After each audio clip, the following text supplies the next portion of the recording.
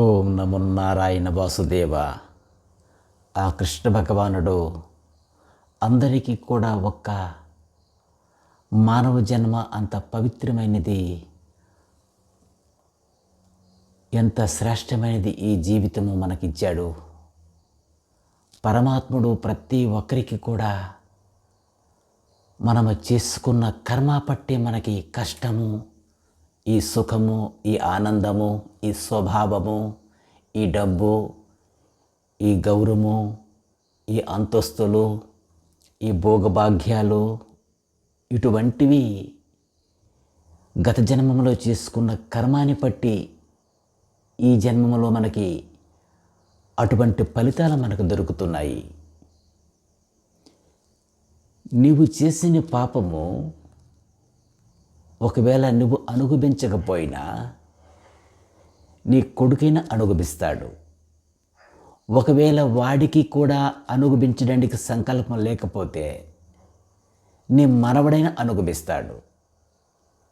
మనము జీవితము, ఈ మానవ జన్మము పరమాత్ముడు మనకు ఇచ్చినందుకు ఈ జన్మములోన ఏ కర్మ చేయాలి, ఏ కర్మ చేస్తే తప్పు, ఈ కర్మ చేస్తే అది ఎదుటి వాళ్ళకి ఇబ్బందిగా ఉంటుంది అని తెలుసుకోవడమే ఈ సనాతన ధర్మంగా మనము భావించవచ్చు. అంటే ఈ జన్మములో కూడా మనము మానవ జన్మం ఎత్తి ఈ జన్మములో అనేక రకమైన కష్టాల్లో పడుతున్నామంటే గత జన్మములో మనము తెలియక ఎవరినో ద్రోహం చేశాము, ఎవరిని అపహరించాము, ఎన్నో ప్రాణాలు హింసించాము, ఎన్నో మూగ జీవులను ఇబ్బంది పెట్టాము. గత జన్మంలో నువ్వు ఏదో పాపం చేసుంటే ఈ జన్మంలో అనుభవించక తప్పదు. పరమాత్ముడు ఎంత పాపం చేశాను నేను తెలియక గత జన్మంలో ఎంత పాపం చేశాను అనుకొని ఈ జన్మంలో ఆ భగవంతుకు ప్రార్థిస్తే మరొక జన్మములో, ఈ జన్మములో పాపము అవ్వకపోయినా మరొక జన్మములో మంచి జన్మము దొరుకుతుంది. ఒక పవిత్రమైన కుటుంబములో, ఒక ధనవంతుడు ఇంటిలో, ఒక పేదవాడింటిలో అయినా ఆరోగ్యంగా ఉండడం, అటువంటి ఫలితాలు మనకు దొరుకుతున్నాయి.